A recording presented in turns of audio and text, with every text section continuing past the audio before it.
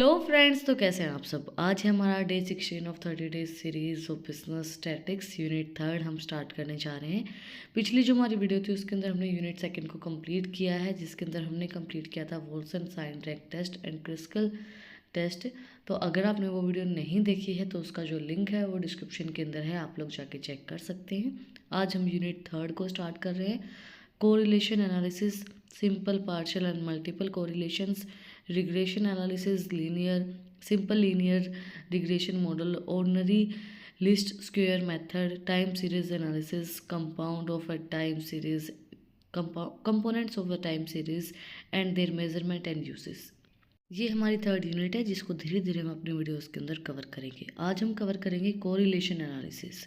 What is correlation analysis? Correlation analysis is a statistical method used in research to measure the strength of the linear relationship between two variables and compute their association.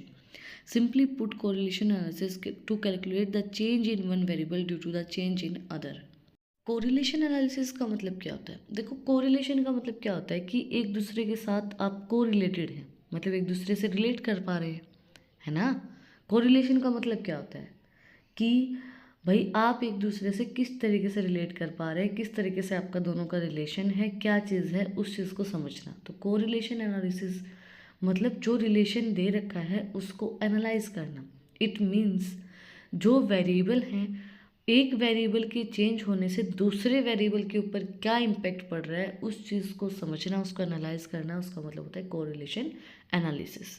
Correlation analysis is a tool research used to identify how two things might to be connected and how strong that connection is. It helps that determine whether and how much one thing change with the other. A high correlation point to a strong relationship between the two variable, while a low correlation means that a variable are weakly related. देखो, ये बोला गया है कि किस तरीके से दो चीज़ें एक दूसरे से रिलेट हैं, उस चीज़ को बताना, उनके कनेक्शन को बताना कि किस तरीके से वो एक दूसरे के साथ रिलेट करते हैं। जैसे हम देखते हैं कि आप दो लोग हैं, वो दो लोग एक दूसरे के साथ फ्रेंड्स हैं। अब हम ये देखते हैं कि उनका बॉन्ड कितना स्ट्रोंग है, किस सिचुएशन तक वो उस बॉन्ड को चला पाते हैं। अगर वो एक दूसरे दो वेरिएबल हमें दिए गए हैं, तो दो वेरिएबल दो दो लोग हैं, अगर उनका बॉन्ड स्ट्रोंग नहीं है, वो एक दूसरे से ज़्यादा कनेक्ट नहीं है, तो कोरिलेशन हमारा लो होगा, है ना। दो वेरिएबल लगा लो, दो लोग लगा लो, अगर उनका एक दूसरे के साथ बॉन्ड अच्छा नहीं है, नहीं चल पा रहे, दोनों एक दूसरे से रिलेट नहीं कर पा रहे, तो फिर उनका जो रिलेशन है वो लो होगा, वो कम होगा। वही चीज़ है। अब आपके जिसके साथ थॉट्स नहीं मैच करते हैं, बातें नहीं मैच करते हैं, उनके साथ रिलेशन आपका कैसा होता है? लो होता है। उसी तरीके से एक वेरिएबल के अंदर जो वेरिएबल एक दूसरे से मैच नहीं कर पाते हैं, जो वेरिएबल का रिलेशन अच्छा नहीं है, तो उनका जो कोरिलेशन होगा वो लो होगा। समझ गए? कोरिलेशन एनालिसिस का मतलब क्या होता है? दो वेरिएबल के बीच में क्या कनेक्शन है, उस चीज़ को कोरिलेशन एनालिसिस हमारा बताता है कि ये एक दूसरे के ऊपर कितना इम्पैक्ट डालते हैं, कि एक के जाने से दूसरे के ऊपर कितना इम्पैक्ट पड़ेगा। There is a positive correlation between two variables when an increase in one leads to increase in the other. On the other hand, a negative correlation means that one variable increases, the other decrease and vice versa. देखो, same चीज़ बोली गई है इसके अंदर। Positive correlation का मतलब क्या होता है? जब एक वेरिएबल बढ़ रहा है तो दूसरे वेरिएबल को वो बढ़ा रहा है, पॉजिटिवली चीज़ें चल रही हैं, है ना। एक फ्रेंड अगर ऊपर जा रहा है तो दूसरे को वो साथ लेके ऊपर जा रहा है, तो वो पॉजिटिव हो गया। अब नेगेटिव का मतलब क्या होगा? नेगेटिव कोरिलेशन का मतलब कि एक फ्रेंड जो है वो ऊपर जा रहा है, और वो ऊपर जा रहा है दूसरे को काट के, मतलब दूसरे को धोखा दे के, वो नेगेटिव हो गया। कि एक ऊपर जा रहा है दूसरा नीचे जा रहा है, वाइस वर्सा चलेगा नेगेटिव के अंदर भी, कि एक नीचे जा रहा है तो दूसरा ऊपर जा रहा है, या एक ऊपर जा रहा है तो दूसरा नीचे जा रहा है। ठीक है। How to measure correlation? To correlate starts by collecting data through an online survey. This means creating, coding, and developing the survey. Then the respondents will be analyzed to determine the strength and type of relationship between the variables.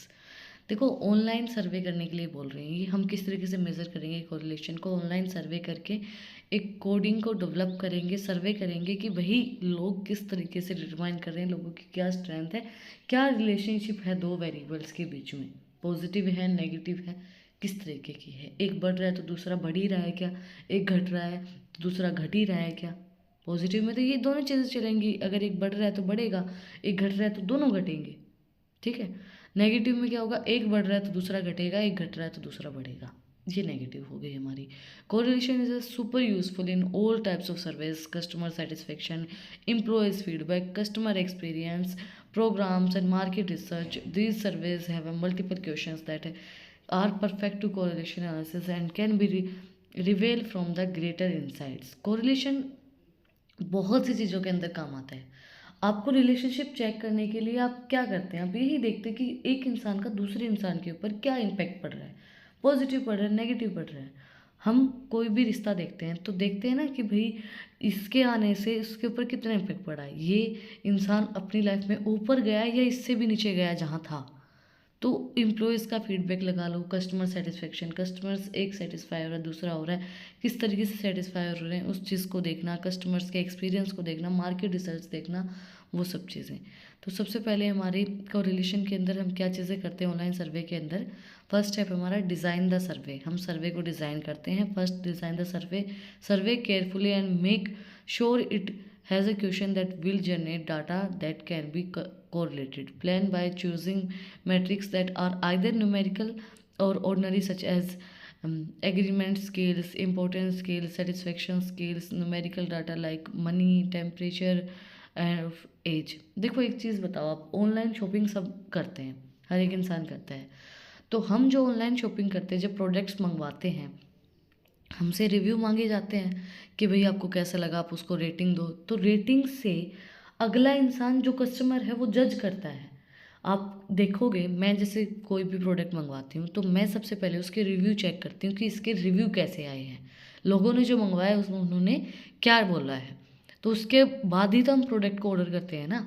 तो वो मेरे ऊपर भी impact डाल रहा है, positive हो सकता है, अगर पॉजिटिव रिव्यू है तो मैं पॉजिटिव कोरिलेशन हो गया है ना वो, कि अगर कस्टमर्स ने पॉजिटिव रिस्पांस दे रखा है तो मैं पॉजिटिवली उसको लेके मैं ऑर्डर कर दूंगी, अगर नेगेटिव दे रखा है तो फिर मैं उसको ऑर्डर नहीं करूंगी, मैं देखूंगी भी प्रोडक्ट अच्छा नहीं है तो मैं उसको नहीं मंगवाऊंगी। तो हम ऑनलाइन सर्वे के अंदर वो क्वेश्चंस डालते हैं कि आपको क्या प्रॉब्लम आई है प्रोडक्ट के अंदर, कि किस तरीके से आपको प्रोडक्ट पसंद नहीं आया है, क्या चीज़ें आपने देखी हैं, वो एक स्केल डालते हैं, एक रेटिंग का स्केल होता है ना, कि आप उसको 1 दे रहे हो, 2 दे रहे हो, 3 दे रहे हो, 4 दे रहे हो, 5 दे रहे हो। तो उससे उनको पता चलता है कि कस्टमर्स जो कितने सेटिस्फाई हैं आपके प्रोडक्ट से। तो पहले हम ऑनलाइन सर्वे का एक क्वेश्चनियर सेट करेंगे कि क्या क्या क्वेश्चन हम उनसे पूछेंगे, कि भाई क्या क्या चीज़ें उनको पसंद आ रही है, क्या चीज़ें, क्या फीडबैक है, प्रोडक्ट की क्वालिटी अच्छी नहीं है, क्या चीज़ें, तो वो सब चीज़ें। सेकंड है analyse the correlation between the two variable. उसके बाद हम एनालाइज करेंगे क्या कोरिलेशन है दो वेरिएबल्स के बीच में। Once you have to respond from the survey it time to run the correlation. This means looking at the relationship between two variable to see if there are the partners और connections are the main two methods. इनको देखो सब, उसके बाद हम क्या करेंगे question के बाद, सर्वे करने के बाद, कि हम कोरिलेशन को समझेंगे कि दो वेरिएबल्स के बीच में क्या रिलेशनशिप है, क्या रिलेशन बन रहा है। तो वो हम दो मेथड्स की हेल्प से समझ सकते हैं। First was Pearson's correlation for a linear quantitative relationship with an non outliers. Second है Spearman rank correlation for ranked and ordinary variables के लिए। देखो लीनियर और क्वांटिटेटिव रिलेशनशिप, देखो इसके अंदर बोला गया है हमें कि हम उसके बाद रिलेशन को समझेंगे कि किस तरीके से वो एक दूसरे से रिलेट कर पा रहे हैं। अब प्रोडक्ट मंगवाया मैंने रिव्यू डाल दिया कि अच्छा है, तो आप दूसरे लोगों से उस रिव्यू को देख के रिलेट करते हैं ना।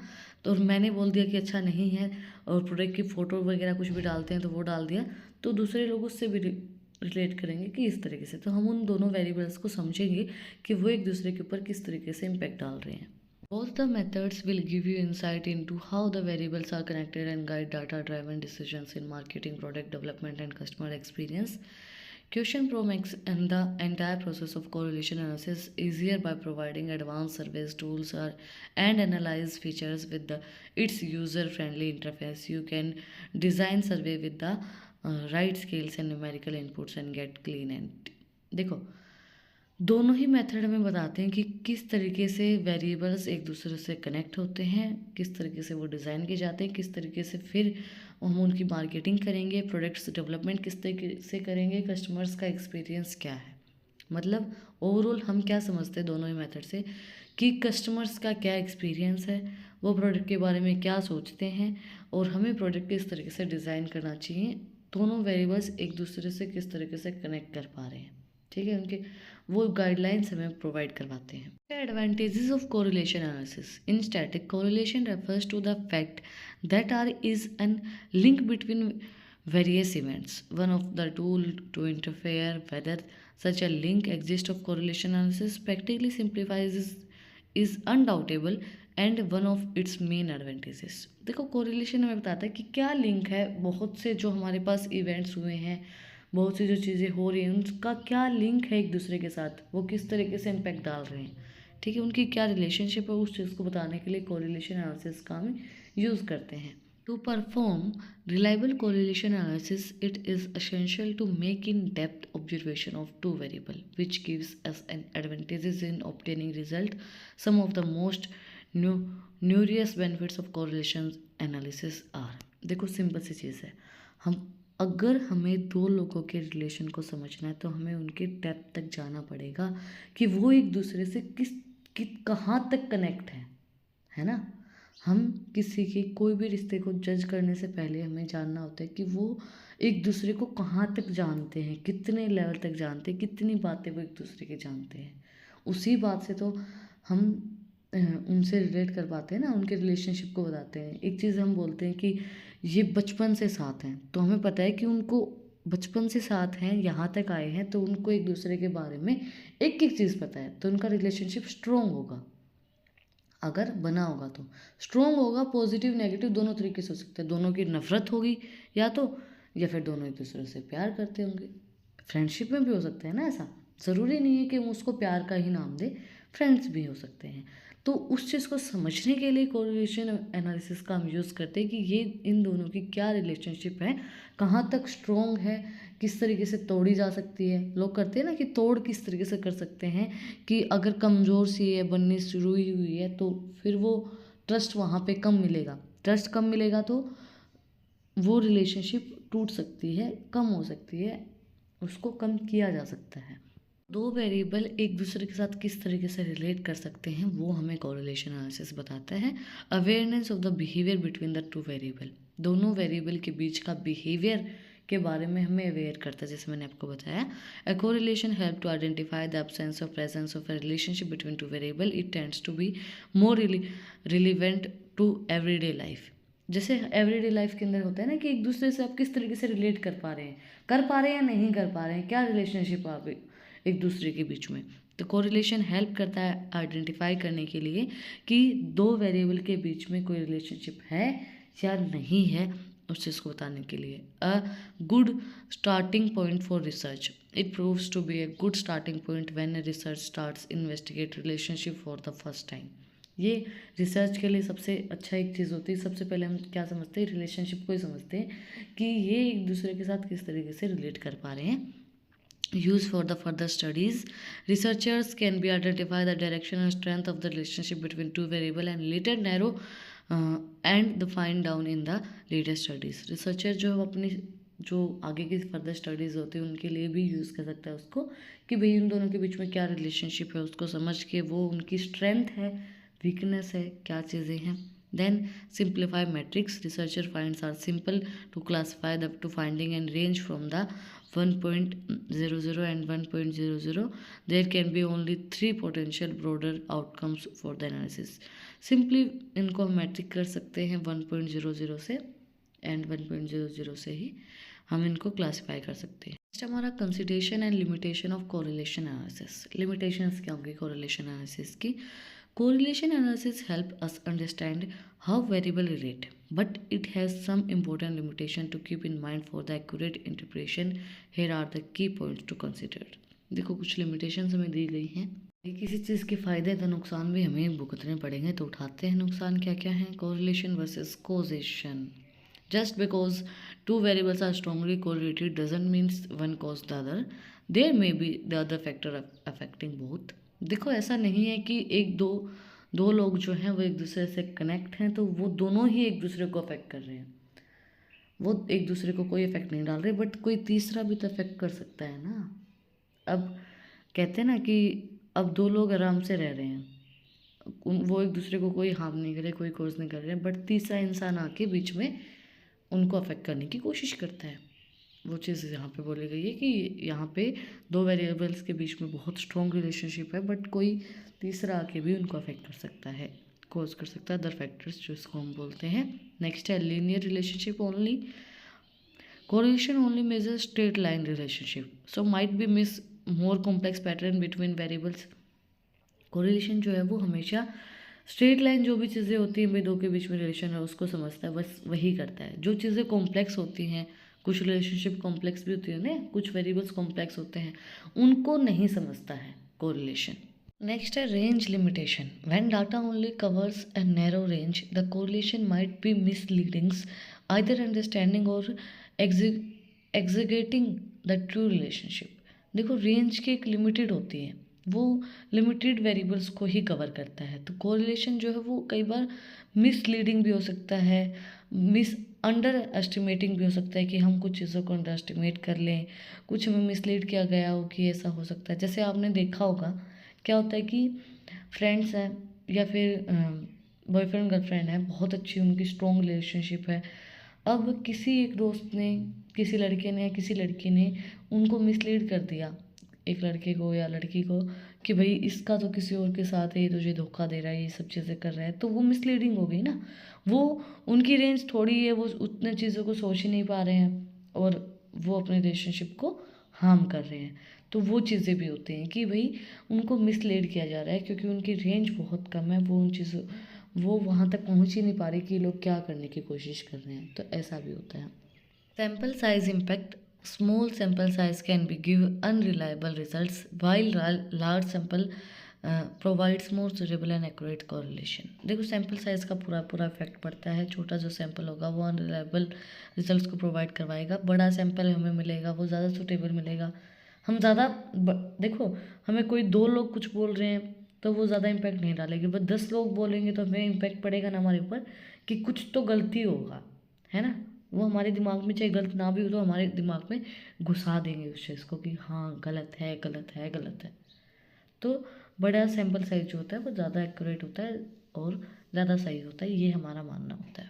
Potential for misinterpretations. Correlation coefficient can be misunderstand without contest, so it's important to interpret within the study overall framework. Correlation जो है वो कई बार मिसअंडरस्टूड भी हो सकता है, कॉम्प्लेक्स भी हो सकता है, नहीं समझ में आता है, तो वो भी एक फ्रेमवर्क होता है कि ओवरऑल स्टडी के अंदर हमें वो सब चीज़ें समझ में ही नहीं आती हैं, कुछ चीज़ें हमें मिसअंडरस्टैंड कर देती हैं, हम उनके कोरिलेशन कोफिशिएंट को समझ ही नहीं पाते हैं। That's it for today. I hope आपको कोरिलेशन एनालिसिस समझ में आया होगा। अगर कुछ भी डाउट है, कुछ भी पूछना है तो कमेंट में आप मुझसे पूछ सकते हैं, और अगर आपको इन टॉपिक्स की पीडीएफ चाहिए तो टेलीग्राम चैनल का लिंक भी डिस्क्रिप्शन में है, वहाँ पर भी जाके आप मुझे फॉलो कर सकते हैं। और भी इंटरेस्टिंग रील्स को देखने के लिए इंस्टाग्राम चैनल का लिंक भी डिस्क्रिप्शन में है, वहाँ पर जाके आप मुझे फॉलो कर सकते हैं। और अगर आपने वीडियो को यहाँ तक देखा है तो प्लीज़ सब्सक्राइब के बटन पे एक मुक्का मार दो और बेल आइकन प्रेस करो ताकि जो सबसे पहली अपडेट है वो आप लोगों के पास आए। फिर मिलते हैं एक नई वीडियो के साथ, एक नए टॉपिक के साथ। Like share and subscribe. Thank you for watching my video and enjoy your life.